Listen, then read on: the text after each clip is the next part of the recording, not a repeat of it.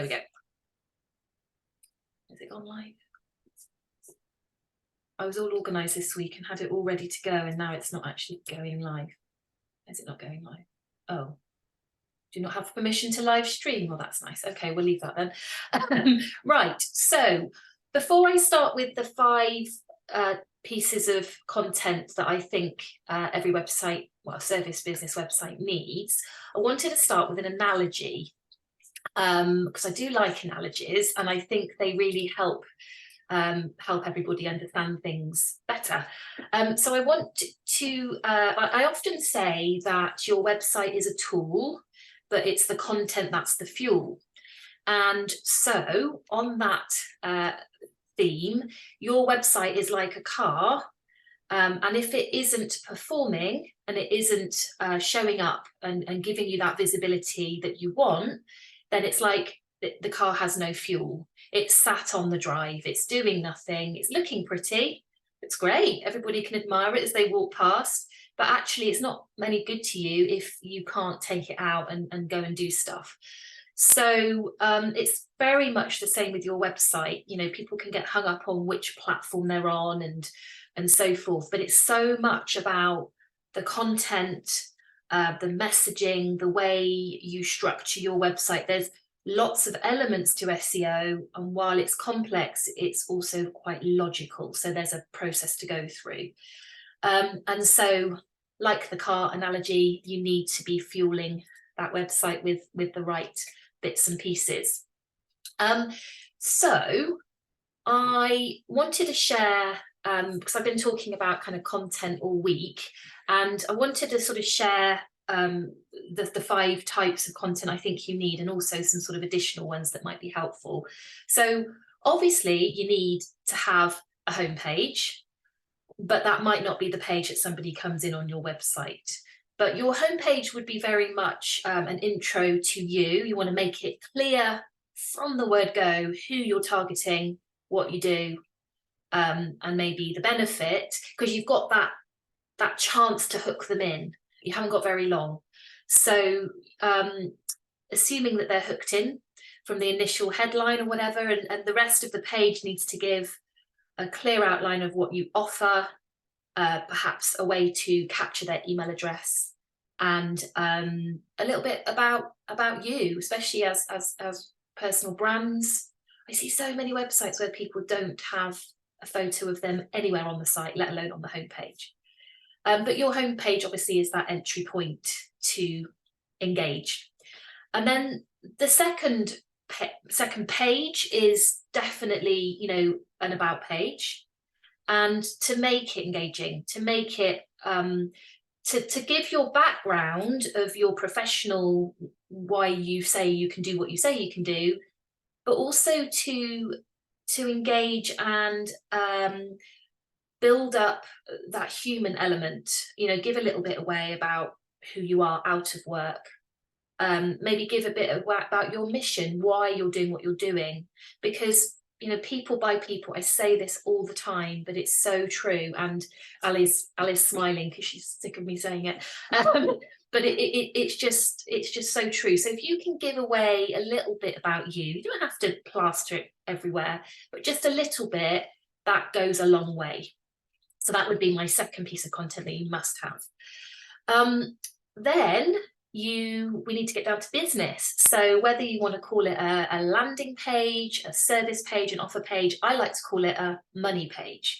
So this is where you have your offer, your positioning, your offer that you want to sell. And so that page needs to stand on its own, because if it is a landing page, it needs to make sense in isolation beyond the other pages that you have. And so there is a little bit of a format when I work with my clients. There's a kind of process and a format I take them through to make sure that page is really ticking all those boxes. And you can go into a little bit more detail on a money page about the service, etc. And that's sort of different to what I'd call a sales page, where you might be selling, I don't know, a digital product or something. Those pages probably need to be even longer, but I wouldn't say you'd need it to be like that for your money page. So that's number 3. Number 4, blogs, blog articles. Now, if depending on what your industry is, depends on whether or not somebody's going to type into Google, I'm looking for a performance coach. It's unlikely that they're going to do that. So it's kind of meeting them where they're at. If they've got a problem and they're researching a problem, that's where you can align that with blogs and coming up with, you know, compelling content, interesting storytelling, you know, it's all great with ChatGPT and everything, but that's an assistant. What you need is to be injecting your personality, your brand voice, your the experience of when you've worked with your clients and the results you've got, and that is a perfect way to be able to do that. So blogs are really, really important to establish your expertise, provide value, and improve your website visibility. Because if you're getting, I kind of call blogs getting people in the back door of your website. So it's a little bit more subtle. You're not doing a hard sell, but you are hopefully getting them to take action, sign up to your email list, and that, in my eyes, is a small conversion, because then you can nurture them from there. And then the final bit I wanted to share is social proof. You know, it's all well and good saying you can do this stuff, but you need to back it up with, whether it's testimonials, case studies, reviews. To really get across that credibility, you want to show what you've been able to achieve with other clients. And a great way of doing that is screenshotting feedback. You know, that is so authentic, because unless you're an absolute whiz at Canva and Photoshop, you're going to really struggle to make out that you've made that up. So, you know, a screenshot of a WhatsApp or a message, or you know, on Google My Business or whatever it's called now, you know, that can be a really authentic way of showing what you've done and how you've helped people. And obviously case studies are great because you can go into a little bit more detail, but you do need to have that social proof to back up your content and make it, and take people on a journey. So I was going to share a couple of other ones. I think probably the secret weapon of content that I think you should be including is frequently asked questions. Oh, here's Martin again. Because frequently asked questions, you can align with what's going on in the search engine results pages, what keywords people are looking for, and you can make them, hi Martin, you're having problems today. You can make them contextual to the page you're on. So on a money page, as I talk about, you could have your FAQs could be more aligned to that page. So you're kind of answering the objections that somebody might have around that offer. So that would be, I did have another one, I've forgotten it. What was it? Oh yeah, this is an obvious one, but a contact page, or some way of getting in touch, or some way of somebody being able to contact you. That's kind of a given, you know, depending on how you want to funnel them through to contact you, would depend on maybe how you do that. You know, if you want them to book a call with you, then you might have a Calendly link, something like that, but you definitely want to make it easy for them to take that next step. So they are my 7 things. Yeah, would you like, is there any questions that I can help you with? And whiz through that a little bit quick, didn't I? Hi, Mia. So you said about the offer page. Yeah. So is that separate to a lead magnet? Yes. Yeah, so kind of. Yes, it is, because a lead magnet, you want to take them to a page for them to sign up. And the reason for that is in Google Analytics, you can then capture that as a funnel. So you can see their journey. So after they've filled it out, they'd go to a thank you page. So that's a more sort of stripped down, it is an offer. Whereas a money page or a landing page or whatever you want to call it is more around the service or the offer that you're putting out there. So with us in MDS, there's a few people here that are in another group. It might be that we don't make that our service page. It might be that there's another one there. But Ali is a good example, actually. You know, you've got a service page with regards to your consulting, and so Ali can explain that and all the pain points, etc., and then what the call to action is. Does that answer your question, Mia? I was thinking more about, so you've got your what they're buying from you, but say for instance we're currently talking about a 5-day challenge. Yeah. So would you have a separate pages for both, for those things? Absolutely. Yes, absolutely. Okay. Yeah, because so that is a landing page. Separate page for a 5-day challenge. Yes, absolutely. Right. Yeah, keep it completely separate. Yeah, because otherwise, because that's the thing about the pages I've talked about today are quite core pages on your website that wouldn't need to change very often. Landing pages tend to be more around campaigns and things that you're doing behind the scenes. So, and the beauty of that is you can have a blank, you don't have to have all the navigation. It can just be quite a simple page that you would drive people to. That means that it wouldn't confuse the rest of your site. Does that make sense? Yeah, that makes sense. Cool. Okay. Brilliant. Any other? Oh, Sarah.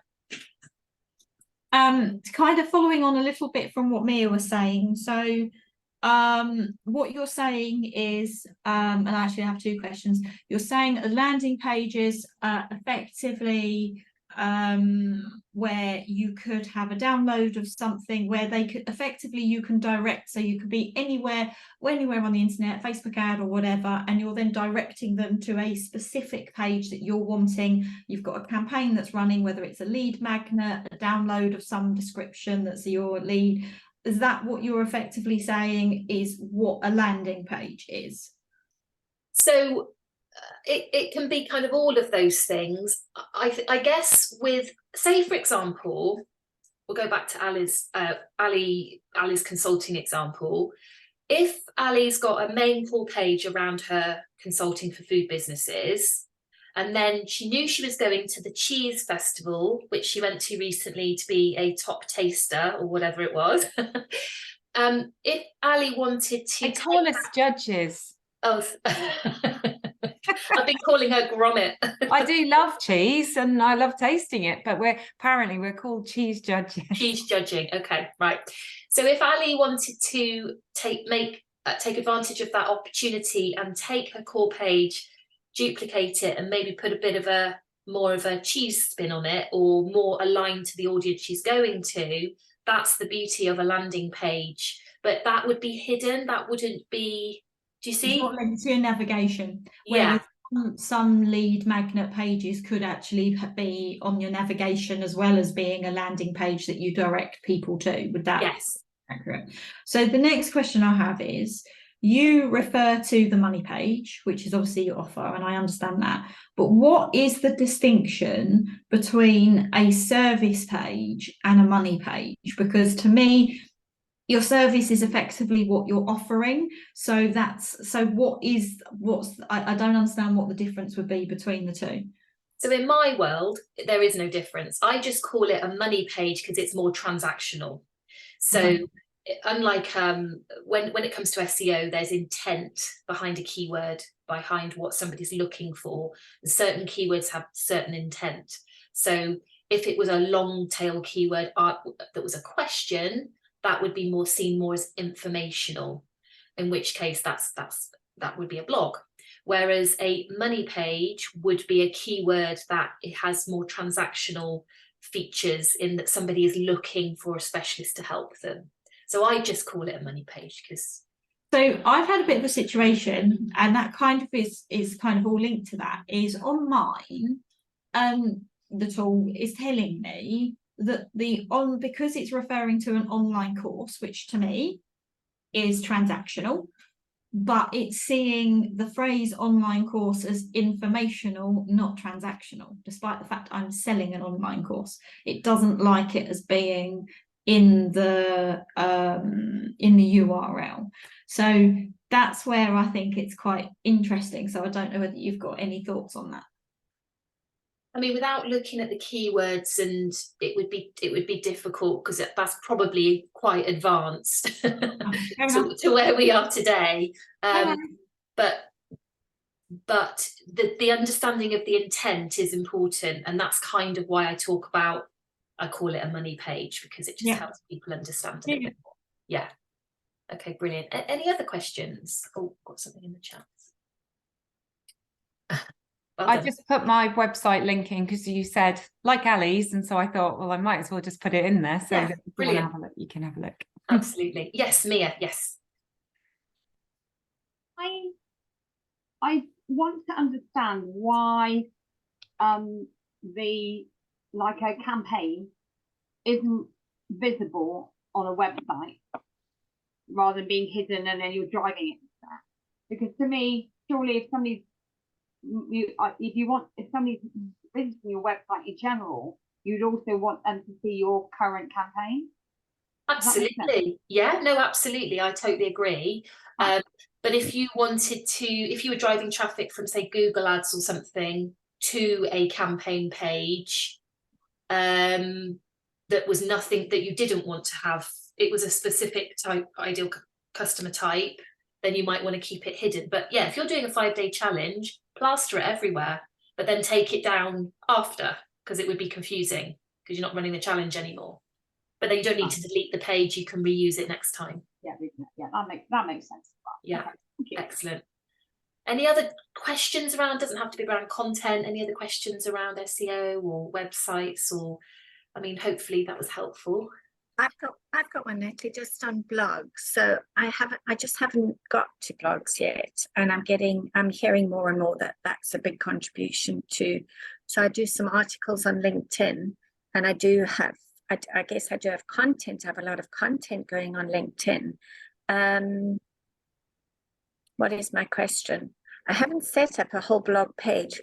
Would the blog be on your navigation, wouldn't it? Yeah. The blog would be part of your navigation. And do you think that you need to be pretty, keep going on your blog, like make sure you've got one going out each week, or do you have to have a certain cadence, or, because I'm not good at that, or could you just do blogs as and when? Would that give you the same value? I'm going to answer that it depends. It depends on, I know I use that a lot, but it does depend on your industry and what you're doing. Content is still king, as they say. And Google, when you're putting content on LinkedIn, that's not necessarily being indexed or picked up by search engines. So you're limiting your reach. Whereas with a blog article, it can be optimized, it can be aligned with the keywords, etc. So there is work around that. There is strategy around why you would come up, how you would come up with the right keywords, and then what blogs.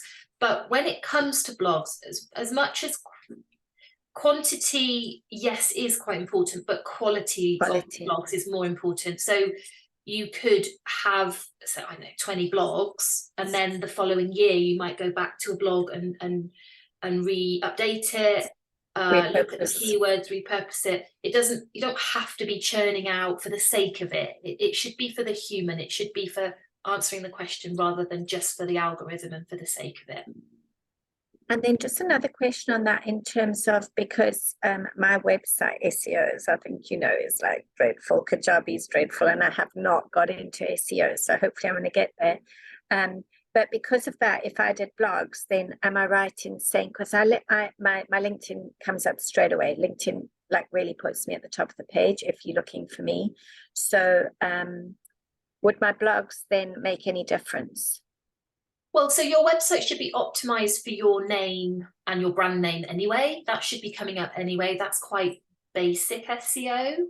When you want it to be coming up for actual keywords, you know, like I said, transactional keywords or to align to a service, that is then kind of a Okay, gotcha. strategy in Yeah. itself. But yes, blogs will help to Drive that. make Okay. you more visible, definitely. Yes. Thank you. Martin.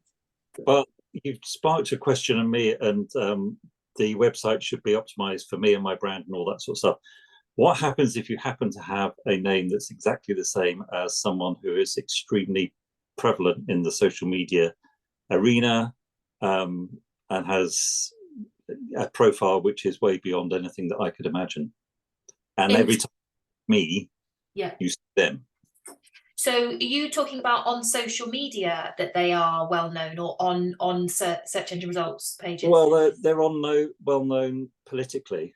He gets on GB News and This Morning, and was in UKIP and all this nonsense. But yeah, I've had messages from people on Facebook to say that are slagging me off and say, "Whoa, not me, it's the other one." Like, "Oh, sorry, mate, poor you," and all. So there is sympathy there. But anyway, the point is, if you type my name into Google, he comes up. Right. So, I mean, on the one hand, I'd see that as a bit of healthy competition. Right, I'm going to try and get more content out there so that it's not him coming up. And if he's not optimizing an actual website, there might be an opportunity for you to beat him. But in the sense of, if there is a lot of PR, online PR, and so forth, that's a tricky one. Just have to, yeah, but you know, if your website hasn't been, because hey, you've got two websites, haven't you, Martin? You've got your brand, your name, and then you've got another one. Yeah, I've got the company one, Inspire Coaching, and then I've got martin-daubney.com. Right. Okay. Yeah. Yeah. So yeah, I would say that's it's just making sure you've optimized it with your name properly, so that you can try and. And I'm tempted to write to him and say, "Hey, I got there first with the name back off," but I don't think it'll work. And could you not get martindaubney.com one word? Don't go there. Okay, let's not go there. I had it. I had someone looking after my domain names. They let it slip, and now it's like $5,000 or something stupid. Well, I can beat that because I had it for. Oh, I'm sorry. So. Oh dear, I'm really sorry to hear that. Yeah, that's a. Yeah, just need to make. Anyway. Okay, brilliant. Mia. Sorry, this isn't a question. This is something to Martin. I've actually got a friend called Steve Martin, who's a referee, and so he has a similar problem, because obviously Steve Martin, who's the actor, but it's also Stephen Martin, a rugby. I think it's a rugby referee or player. And I was just going to say, why don't you just put as an intro, "I'm not that Martin," or "I'm the better Martin," or something at the beginning, as soon at the top of your website. Make a joke out of it. Yeah, I like that. Yeah. So that's what this my friend does. He's actually made a joke about it and put a picture of him next to the other person on Medium and said, you know, I don't even look like him. Yeah, that's a really good idea. Well done, Mia. Brilliant. Any other questions? Could I ask a very quick question? Of course. So I do a Friday Hub, which is a networking event, which is predominantly Shropshire, Staffordshire, kind of West Midlands based. But I've become quite good friends with a guy that does podcasts. Mm-hmm. And this has led me very much, I listen to podcasts all the time.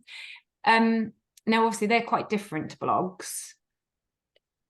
Yeah. But if I was to start doing some podcasts with him and putting them on my website, how much of the content within the podcasts would essentially get picked up, I guess? So with a podcast, you would want, wherever it was published, you would want to use some of the transcript, or whether you'd use the raw transcript, or whether you would take it and kind of work it into a bit of a repurposed post. That would really help with optimization. And you'll notice that Diary of a CEO guy is now doing YouTube. So he's got all his stuff on the podcast channels, but he's also got it on YouTube, and that's not a coincidence, because you've got more opportunities to optimize. Well, he records them, doesn't he? Well, You he know, records them. he I mean, records them, but he videos them as well. exactly. So, yeah, It's very slick. His whole setup is. I guess it depends where, you know, if you're just driving along in the car and you're listening to one of his podcasts, that's great. But equally, if you do want to watch the way that he interacts with people, I have watched a few of them. Yeah, I'm intrigued as to what people look like, because I was listening to one the other day and I was like, oh, he sounds really young, this guy. And then when I looked him up, he was actually older than I thought. But yeah, you know, Stephen Bartlett is like another level, isn't he? So he's got all the money and the. So what you're saying is, if I did decide to go ahead and do maybe a couple of foodie type podcasts, the best way of kind of getting the detail and as you say, all those kind of keywords within the website, the best way to do that would be to sort of take the transcript and. Yeah, I mean, it's not going to guarantee that it's going to be picked up as an article from an SEO point of view. What might be good is to kind of, after you've done a number of podcasts that you've recorded or whatever, it might be then that you then turn one of them into a blog, and then you go and do your keyword research and you do your competitor research and you see how that would be positioned, rather than. But marketing is all about trial and error, really, and testing things. So you could certainly, there's quite a lot of effort goes into doing a podcast, but then that's captured and you can see what comments you get. You could feed that back into a blog. Some content will be more popular than others. So I think it's a really good idea, Ali. I really do. Yeah, definitely. Thank you. Yeah. Keep us posted. Brilliant. Right. Well, so would you just share, you can do it in the chat if you like, or if you want to share it openly, can you give me one gem that you can take away from today's session? Because it just helps me kind of know that I'm putting content out there that's on the right tracks. Is there something that you've learned today that's been helpful? I'd say for me, it's the reminder to add a frequently asked questions, because I'll say to my clients about actually doing an FAQ, and I haven't actually done one myself. So so I think that's probably, when you say it's a secret weapon, it's kind of going back to the principles of the book by Marcus Sheridan, They Ask, You Answer. Yes. And I kind of, that's something I need to add into the long list of mix that I'm trying to add into the website. So I think that's a really good one for me. Brilliant. Well done. Okay. Anybody else got a gem they'd like to share? I need to rekindle my blogs. I noticed the other day that I stopped in October 2022 for some reason. And I was fairly regularly, and I was doing the same thing on LinkedIn. I don't know why I stopped. But just to clarify, on a blog page, it's just another page with blog at the top. Is there anything behind the blog page that makes it special? So that. Yeah. So you've got the blog index page, which you don't need to optimize that. That is just the window to all your different blogs, or doors to all your different blogs. But then the blog article is another page in itself. So that's the page that you then. What's your platform that you use? If the platform was. What's your website built in? Oh, WordPress. WordPress. Okay, so in WordPress, you've got pages, which would be your website pages, and then you've got posts. Yes. So the blog is a page, the articles are posts. Yes. And the post needs to be optimized. Yes. Yeah. Okay. And really, ideally, you would be putting keyword research around it and coming up with the right keywords, and that's the kind of stuff that I can help with. So do reach out to me if you want. Oh, Leslie's gone. Thank you. So what I'm going to do is I'm just going to drop I'm going to still take some gems, don't worry. I'm just going to drop I've got a little audit tool if anybody does want to just run a quick audit on how their site is performing. And who else has a gem they'd like to share? I would say I said clarity was the word, but actually it's blogging, because I'm not doing it at all. Okay. That's what Ali, I think Ali's saying the same. Yeah. Yeah, I definitely need to start. Yeah. Okay. Brilliant. Excellent. All right. Well, these are all the things I can help you with.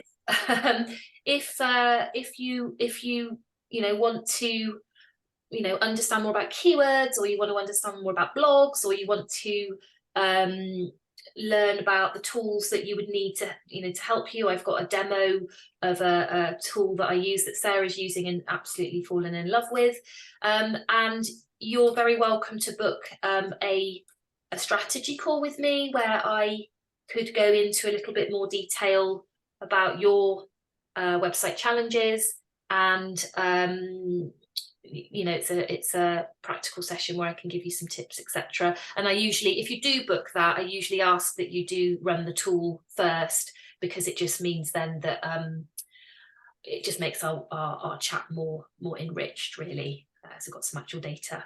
But yeah, I hope that was helpful, and thank you so much for coming along.